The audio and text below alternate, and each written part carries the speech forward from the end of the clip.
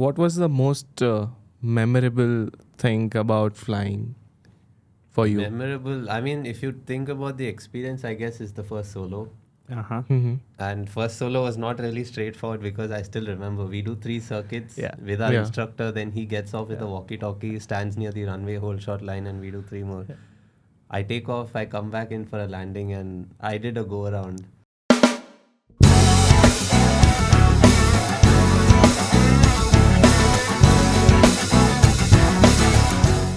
Hello everyone, welcome back to India's #1 pilot podcast, and we are back again with another Q&A session. Previous Q&A session, we received a lot of comments and lot of questions apart from what we have answered. So in today's Q&A session, we'll cover all the questions which were there in the comment section of episode number 72, which was a Q&A session. So we'll go over the questions, and the answers or the advice which we give will be a generalized advice, as we don't know what situation exactly you are in. So what advice we give, you can try and implement that depending upon your situation. It may be feasible to you, it may not be, depending upon the situation, but take a calculated advice, I would say. Yeah, making an informed decision. Informed, so all yeah. that we intend to do is provide you with the information that you may require in order to make the decision. As they say that making a decision does not require time, but it requires information. Okay. So that said, our job here is to provide you with the right information in order for you to make the decision for yourself. That's about it. So shall we dive into it with your permission, guys? Yeah, let's go. Yeah. All right. Yadvendra said that I would like to thank you for your insights on the aviation industry. My question is, what is the upper limit for hiring in airlines for CPL holders? So from this question, what I intend is asking about the upper limit of age for CPL holders, which the airline hires. So it generally is about 30 to 35 depending upon the airline, and you can apply once you have a CPL. If you are below the age of 35, airline do accept your application. And this eligibility criteria for the CPL holder vacancy can vary depending upon the situation of the aviation industry. Absolutely. So currently some of the airlines have come up with the age criteria of 40 years for type rated, and some of the airlines have 35 years, and some airlines have, for certain vacancies they have 30 years, and for some vacancies they have 35 years. On an average, between 35 to 40 is the age criteria for fresher CPL holders with type rating. That's what I would say. Yeah. Absolutely. So we have a couple of questions from Ojas Pawar. Yeah. In Cadet Pilot Program, how many years of bond is being signed? It depends on the airline, but I would say on an average 3 to 5 years. 5 years is the normal time for the bond. That said, 5 years is enough time for a person to get ATPL hours and get their ATPL. So it does not... See, once a pilot is experienced, it does make sense financially for that pilot to move to other countries or other companies. That may make sense. But for a fresher who has just joined an airline, before leaving the airline, make sure at least the ATPL is there. Without ATPL, it does not make any sense to leave the airline, because it's also difficult to get a job as a CPL holder than it is to get a job as an ATPL holder. So 5 years is relatively longer. Usually ATPL is issued within 3 years or so. 3 to 3.5 years. Yeah.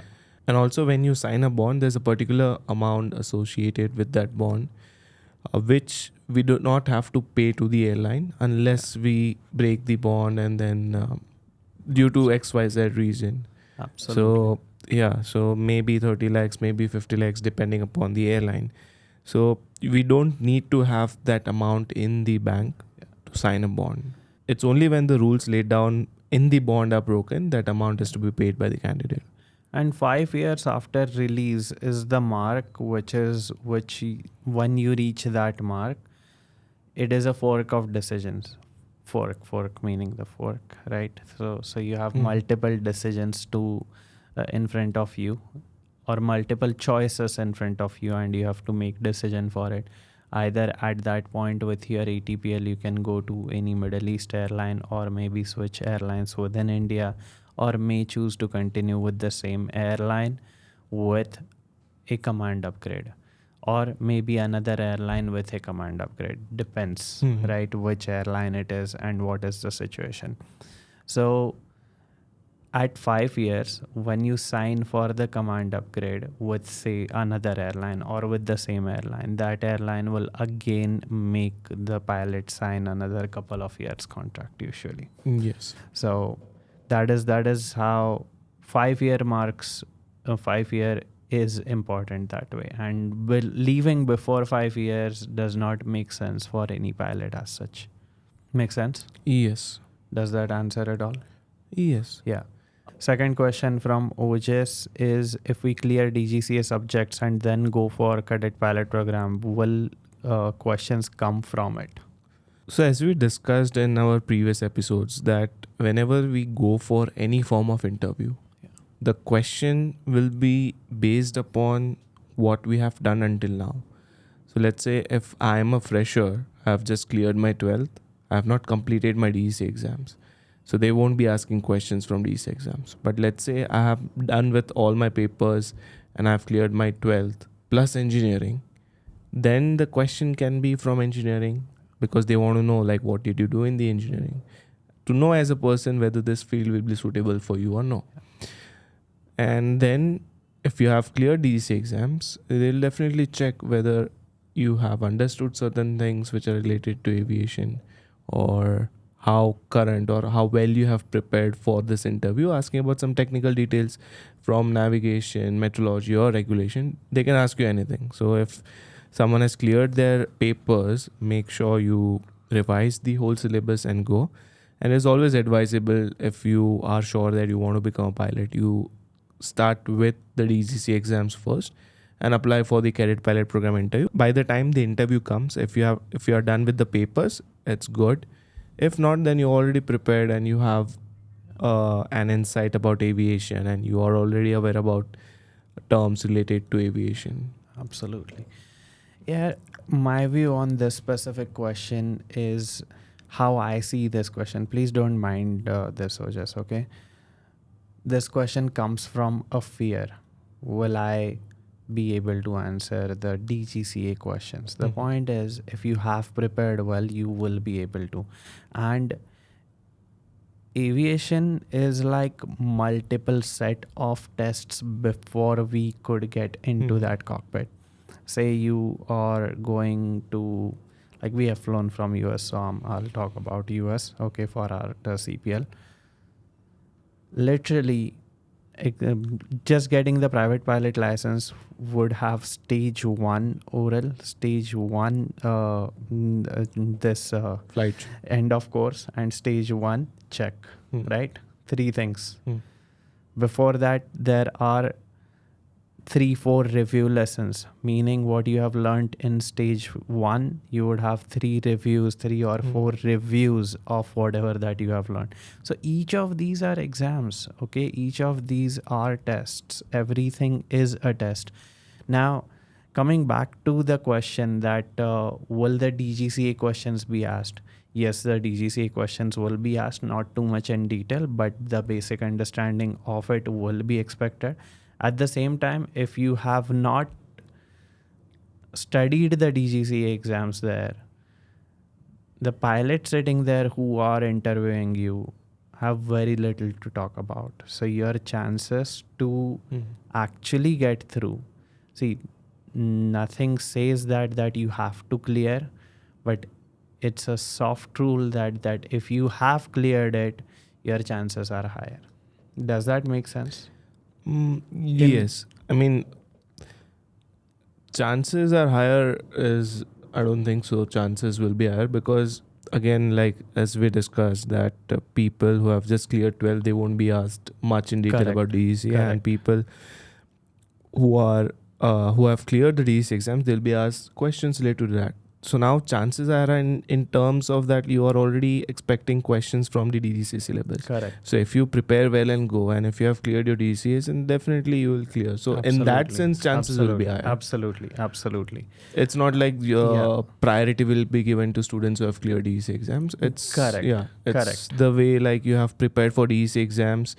You know the things and you can expect questions. That's how the chances are high. Correct. Absolutely. I understand. Hmm. But because see, mine and Chintan's view differs here a little bit is because I had cleared the DGC exams before sitting into the interview, and Chintan had not cleared the DGC exams. Mhm. So that said, we are both examples of both things are okay. Yes. Okay, both Mhm. things are Mhm. okay.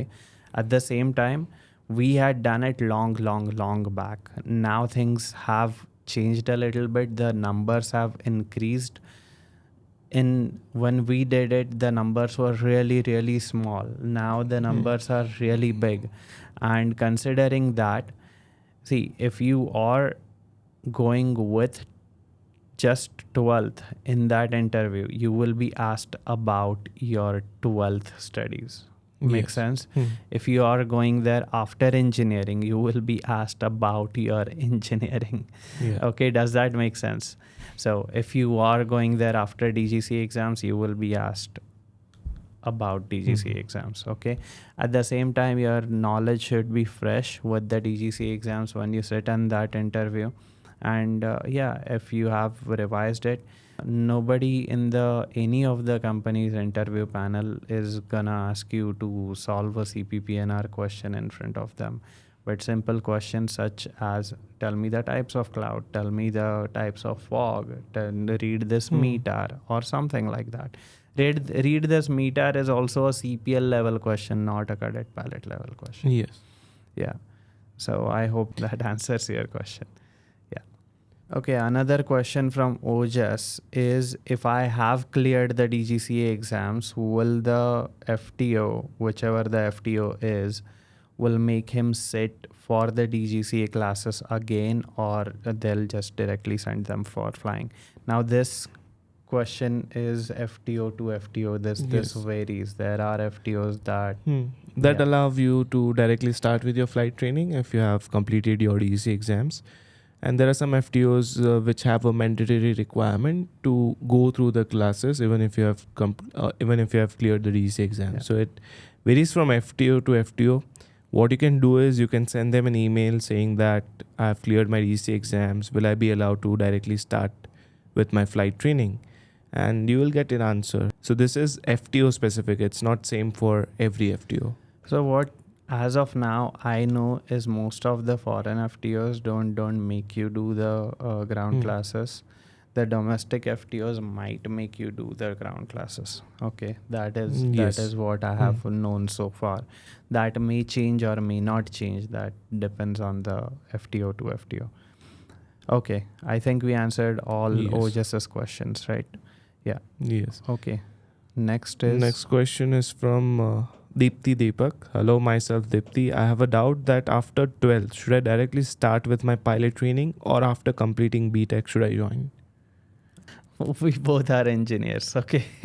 But Yeah. the point is, when we chose to do the engineering, we may or may not have a certain idea of becoming a pilot. We knew that we wanted to become a pilot. I knew that I wanted to become a pilot, but industry wasn't really offering any jobs at that time, like not at all. And Capt.Neha was also waiting for the job when I finished my 12th basically. So I decided to do engineering, and when I started to do engineering, then I decided that I'm gonna work in this field for as long as I could establish myself into it. So I ended up working in the field for almost 9 to 10 years. And then I got into aviation. So me saying, or you saying, any one of us saying that one should not do BTech would not be the right answer. Yes. But to be honest, it's not necessary.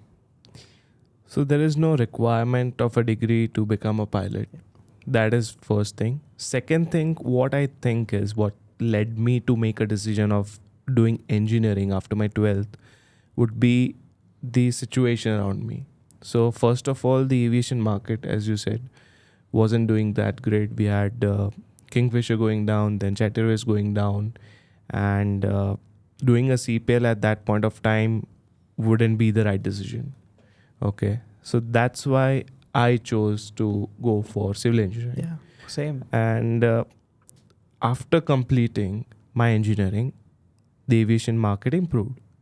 So that's when I jumped into aviation. So that was my decision. So right now, if we speak, what I think is, firstly, if you are mentally ready and you are sure, 100% sure that you want to become a pilot, that is the first criteria, because there's no going back once you make a decision, because the investment is huge.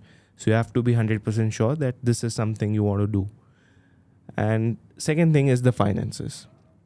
So if your finances are good, you have discussed with your parents, everyone on the same page, that is the second indicator that you can start after 12th. And third thing is your mental preparedness. If you feel ready and confident that, okay, this is the time I want to start and this is it, go for it. Yeah. There's no need to go for engineering degree. But if you have any doubts in mind that say, I'm not sure whether this will be the right field for me, or let's say you need time to arrange the finances, and yeah, that's the time you go for an engineering degree or anything you like to do in the meanwhile. Absolutely. I want to add something to this. If you're doing it, do it wholeheartedly. Excel at it. Intend to either get the best placements or start your career in a different way with that education that you are planning, whichever it may be. Do it at the maximum. It's not like you're doing engineering and thinking in the mind, we're gonna become a pilot, this doesn't matter. Okay. If you do that becomes a habit while doing anything. So that won't be recommended. Okay. Which is the faster way of becoming a pilot? Right after 12th. Absolutely. The fastest.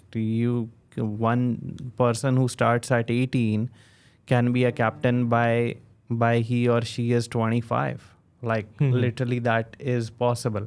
It's a stretch, okay, but at least 26, 27, it is definitely possible. Today we are meeting a friend of ours, Rithik.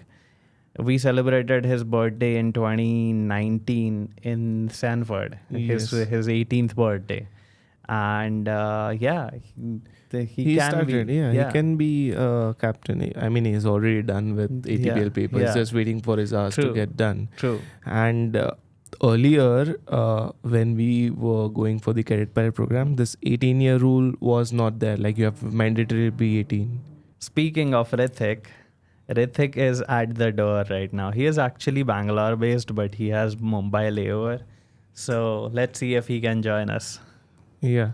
And I was talking about the requirements. So earlier, even if you're 17, you are accepted. So I think he was the youngest cadet to start his training at the age of 17. And by the 18, he was already in the US and got his CPL. Right. So, So he started flying after he turned 18, but we were in the private pilot ground school when we celebrated his 18th birthday. Yeah. I think he's here. Yeah. Rithik, come in. Guys, just a little bit of patience. He is on his way to the studio. Yeah. That's your mic. Arey, it's just a mock this thing. It's not recording. No, it is recording. Okay, it's your choice to come in the frame or not. Okay, we are not gonna force you. Come, man. We used to cook pav bhaji in Sanford, and Chintan used to make vlogs, right? Yeah, I remember those days. You can come more Okay. on the left. Yeah. So we were talking about we celebrated your 18th birthday in the private pilot ground school. That's Yeah. what we were talking about. I still remember, like, it was our last day. We had the exam the next day. Yeah. And you guys surprised me with a cake. What was the name of the instructor? Ellen? No, Kelly, was it? Kelly. I don't really remember. I'll have to. But I think I follow. Her Lauren on- was there. Lauren Thompson. Thompson. Yeah. For us, for me, it was Lauren. Yeah. Yeah, she was the English teacher for the Chinese students, and The bridge. yeah. The bridge course, yeah. Yeah. Okay. All right. Rithik. So we are doing a Q&A session today. Okay. Answering the comments. So if you would like to answer any of the... Okay, guys. Rithik is a first officer. He is first officer with his ATPL DGCA exams cleared and really close to getting an ATPL. How close are you to getting an ATPL? I guess 4 to 5 months, maybe 4 to 6 5. months on the Yeah. higher side. Yeah. Okay, so we are handing over the Q&A session to questions to Rithik this, now. Yeah, this question, I think Rithik would be able to answer better because we both have done engineering and then we pursued pilot as a career. Yeah. And Rithik is someone who has, right after 12th, at the age of 17, he jumped into aviation. Right. So what made you decide that after 12th, you want to become a pilot? So the question is, should you start pilot training right after 12th or you should start after graduation? Okay, that is the question. That's a very common question. Yeah, exactly. And I get mocked for exactly. it also. So I mean, I don't regret not doing my engineering degree. When we got stuck during COVID, I still started a BBA in aviation operations through correspondence. My friends still make fun of me saying, you missed the college life and you don't know how hostels feel like. But I think I had my fair share of fun in US with you guys. Absolutely. The memorable Victor. Yeah. Oh yeah, we had the same instructor, even though different times, but same.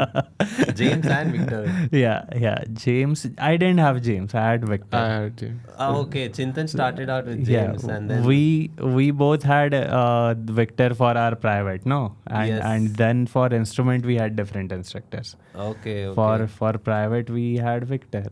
Victor instrument Chintan had Victor. Yeah. I think they swapped us around, and then I got James for instrument. So basically what happens according to me is as Indian students, we prepare very well for the flights, right? Right. So then instructor have their own talk. Okay, the students are really good. You take the students of mine and you give me this one and you swap it. So their job becomes easy because we study and go to the flight school and they have to just teach us whatever is new. So in that way, our instructors swapped each other for the next training session.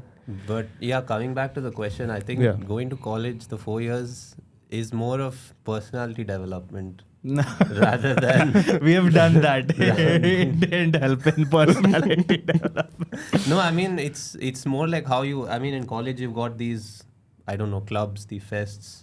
So you're more involved in, maybe if you want to be part of, those groups, volunteer groups, where you get to learn a little more extracurriculars and you're hands-on with other things, not just the studying side, which you don't really get to do in school. Right. Absolutely. So it's like, see, I'll tell you, only thing that I would say that in aviation is helping from engineering is one, technical thinking. Definitely that helps. Second, the way of studying. It's like engineering teaches you how to study. Yeah. How to cram. How to study, how to burn that midnight oil and make it for the exam and pass the exam. It's very difficult for a person who has successfully passed engineering to not pass any knowledge tests. It's very difficult because You have to, that's you have to try very hard to fail. that's Yeah, but I think that applies to the DGC exams again, because there are exams where, you know, if you can, again, I'm saying that's, you know, how you're saying if you go to engineering, it's easy for you. It's easier, I guess, relatively for you to cram and get it done with the, you know, even if you've got a tight schedule or you can't spend too much time. Absolutely. But also, if you already know the way of studying, if you know how to study, there is no necessity to do it, to be honest. 4 years is a lot of time to pay for it. While I'm happy that I did it because I worked in the field for a good long period of time. So I wouldn't change anything from my way of doing it. And also it gives a lot of stories to talk in the cockpit. It does give a lot of stories, right? That's the point. After doing 12th, you'll have different stories to tell. That's about it. You have the Victor stories, the US stories. Yep. Yeah. Okay, shall we move to Sanford stories from this point, or we should continue on Q&A? I think we should continue with the Sanford. Okay. He changed it over there. Yeah. makes sense. We can continue this Q&A session in the next podcast because we have Ritik, who has started his training at the age of 17. He's sitting in front of us, over 1500 hours on the Airbus 320. Yeah. Yes. So our friends used to call him Slick Rick, okay? Because he was very quick, okay? The skill adaptation at younger, like lower is the, so I follow MotoGP. Mark Marquez is my favorite rider. And Mark Marquez started riding at the age of 3. So the point is, lower is the age, skill adaptation is faster. Like if someone starts pilot training or if someone starts learning to drive at the age of 50, it is way more difficult for that person to adapt those skills than that is a thumb rule, not necessarily, but huge credit to you that you have always been quick. So Ritik would be skill adaptation is really fast. Okay, so the name for Ritik in group would be Slick Rick.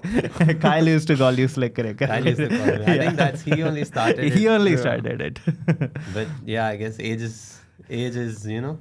No, you're smart, you're dedicated, and we have always appreciated your that part in all the time that we were in Sanford, right? Like when Kyle used to say that if I would have come to a flight school at the age of 18, I would have not made the most out of it, right?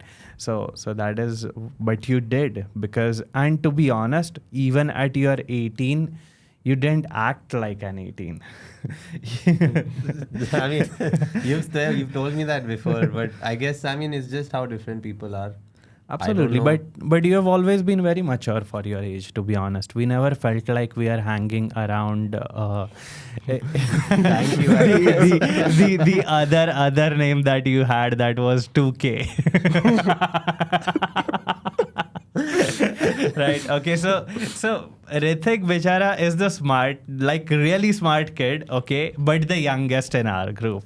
So yeah, the background story is my roommates used to call me 2K, and they just used to mock everything I do, saying 2K this generation, because they were just a few years elder, and they fell into the 90s category of people.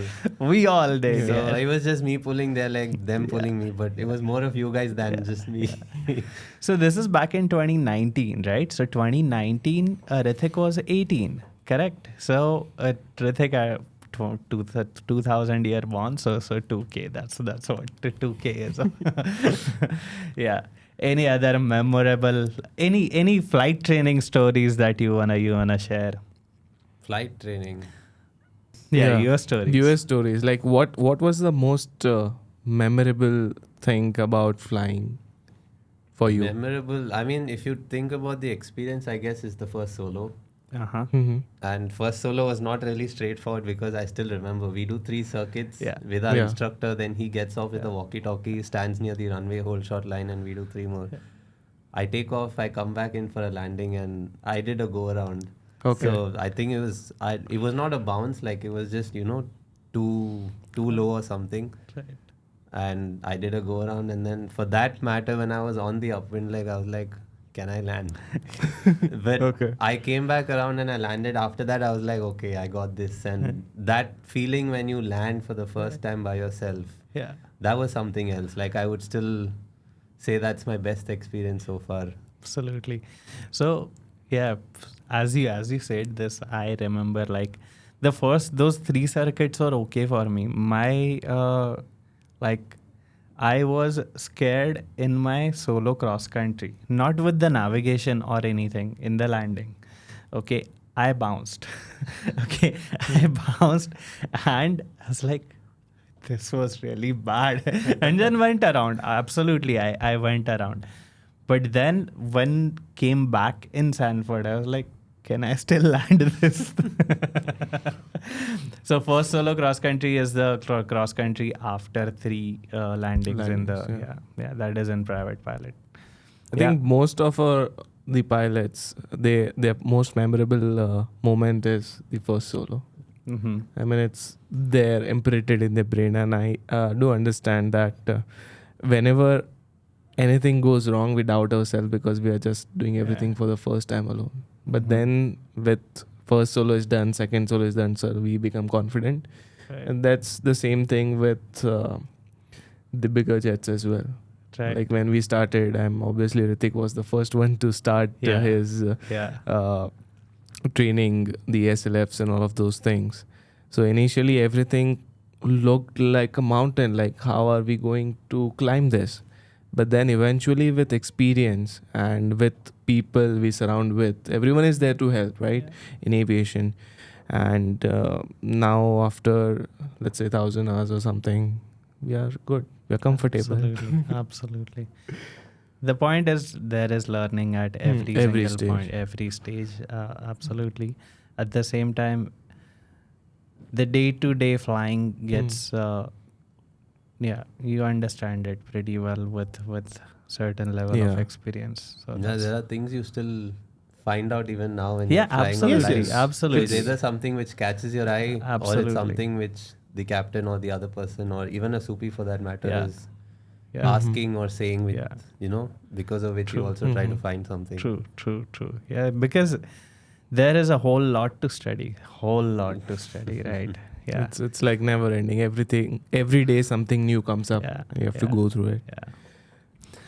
All right, let's take a question that Ritik will answer.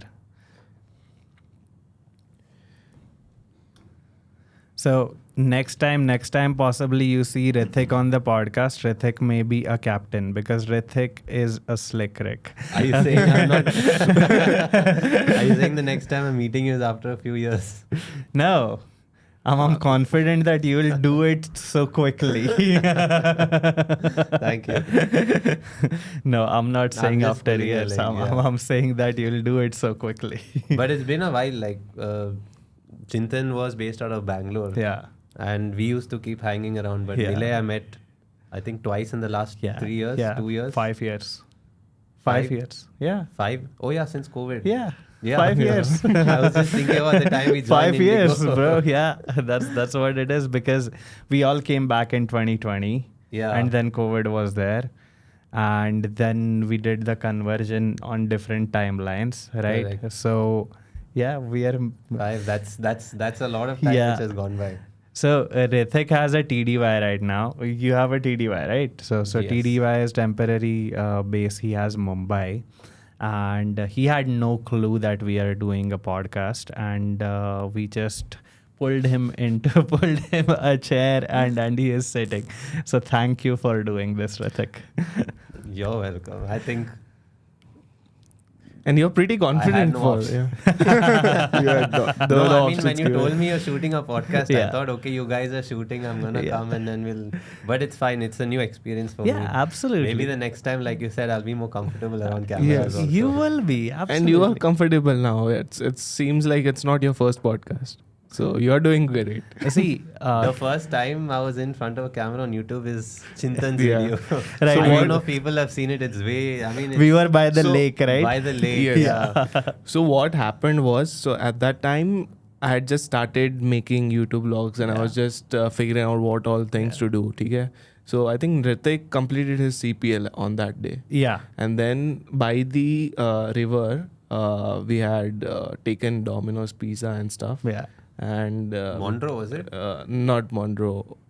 Some lake, something was there. It was a lake. It was a lake, something and like it that. was a boat landing. Okay. Yes, something like yeah. that. So we planned ki we'll sit in the sun. Yeah. And we'll have in the open, have pizza in the open air. Ritik has completed CPR, and I was like, ki it's a good thing. It will be a good thing if I can capture some footage of Ritik on his day of CPL and ask him some questions. So what happened is the video and everything came good, but it was very windy. Audio was windy. So I had that small mic and I recorded. I thought everything will be fine, but when I came back to my room and sat for editing that, there was no audio. Then I was like, shit, how do I repair the audio? I tried but it was very, it was not audible at all. But even I after editing. think But it we came, still have that video yes, in it's still the, on. I was like, it's still in one of link the is down vlogs. here. Yeah. So it's I thought, okay, let me edit it, and I've made the audio better. Now what I did was I added captions. Right. Yeah. This will work, but I am not discarding this video. I have worked way harder to do this because it's just the start. But we learned all of this In the US, right? Like the shooting, the audio and the edit and everything. I think Chintan spent a lot of time on that. Like, between him and his adventures on his car and his time at home. Car adventures were next thing for me. Yeah. So, okay, fun fact. Ritik got his flying license before he got his driving license. Wow. What a fact to share. Yeah, it's true, Yeah, right? it's true, It's true. It's true. So, yep. I have a good question for Ritik if you are ready. I will, So let's say when you were 17, okay, you plan to go for pilot training in the US. So what were your parents' reaction? Because generally Indian parents, they are protective about their child. They don't want them to send their kid outside another country all by themselves. And that too for pilot training. So what was their reaction when you were about to go to US or when you decided that you want to become a pilot? So Just after the 12th. When I told them that I wanted to become a pilot, I think they were also quite surprised because it came out of nowhere. It's not like I was following somebody or, I was saying something. It took them by surprise, I'm sure. Yeah. And where I'm doing it, what I'm doing, like me training in US all came later on when we actually applied for the cadet program, we got in. So, from there itself, my dad also did his own research and he also looked at options, is it viable, which is better to do. Like I'm sure many of the viewers here have the same question, right? Conventional or versus cadet. Yeah. So he also looked at all that and then he was after that saying, cool, go for it. Right. And it was just one step after the other. So it actually moved from applying to actually going to US very fast. Everything happened so fast. They were definitely emotional and they were, because as the first time I'm leaving home also for an extended long, halfway around the world also. Right. So then, yeah. So and don't then go that side. I guess the only thing is I've got some relatives. My mom's brother stays in Canada, so that was more like if something is if I'm feeling homesick, there's always a backup or somebody there to take care of me. They weren't able to come to US again because visa issues and the waiting time for tourist visas. Plus my brother's at home. Right. I think time just went by We were always Absolutely. connected on WhatsApp. And then eventually we all became so close that absolutely, like the homesickness or anything like that, I don't think. I think when we went for the contract signing, right? When my mom met you and she was also we like, all, Ragul, we all gave the interview together, right? yes. Yeah. When not the interview time, when we went to sign the training agreement.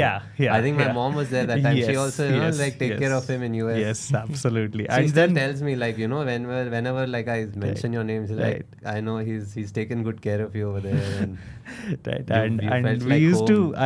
we used to speak over call as well, your mother and I. Is it? I mean, when she is talking to you. Oh, right. Yeah. I think a couple of times we've done that. So at least that way, like I was not feeling homesick because all of you guys were there. Absolutely. And they were happy that I'm not feeling homesick because you all were there. We formed really great friends and great friendships in the US, really. So we used to spend most of the time together only. Yeah.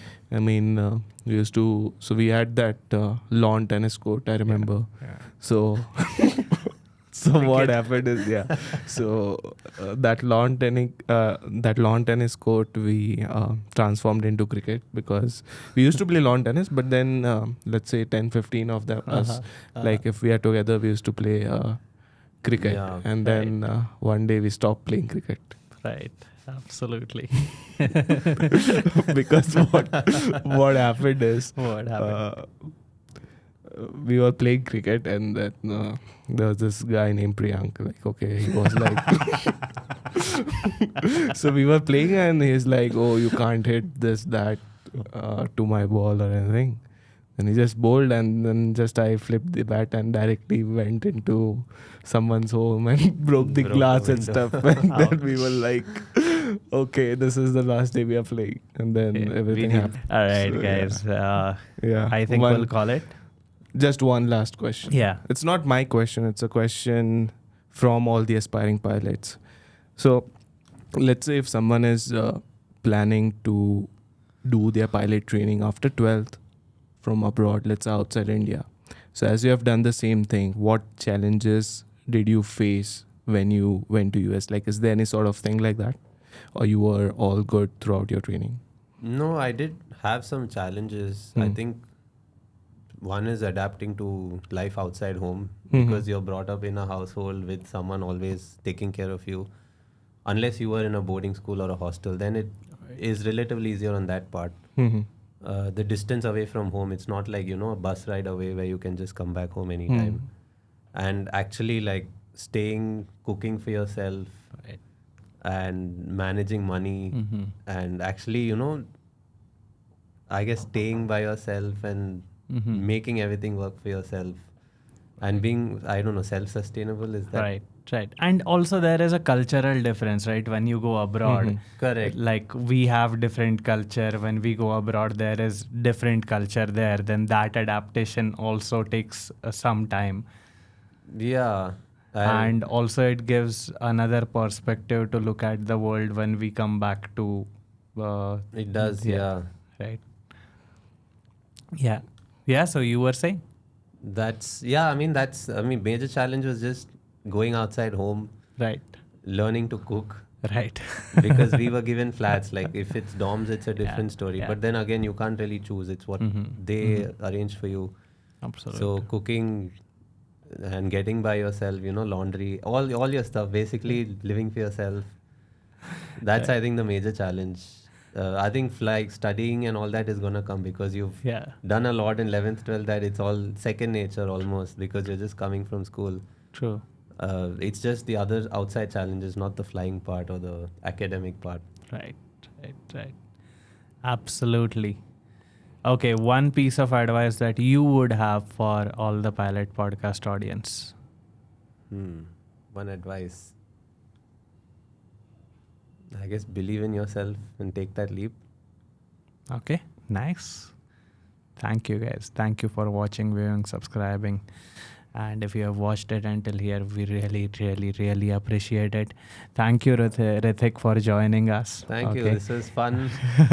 Yeah, thank you. We really appreciate it. All right, good luck, guys. Keep the blue side up. Thank you for watching this podcast, and thank you, Ritik, for joining us. Thanks for having me. Yeah, It's quite an experience for me because it's the first time I'm doing this. You are welcome here any day you want. I mean, we can keep on talking about the stories we had in the US during our flight training days, but I think today we'll just stop it here. And if you want to know more, the reason we are because we want to show Ritik around. And another point is I have an early morning flight reporting at 3 o'clock, and Ritik right now is also, he may be pulled out of standby for the midnight. So that's why we also need to get enough rest. That's why thank you once again. Thank you. Yeah. thank you so much. Bye. Like, subscribe, whatever that you may wish. Bye.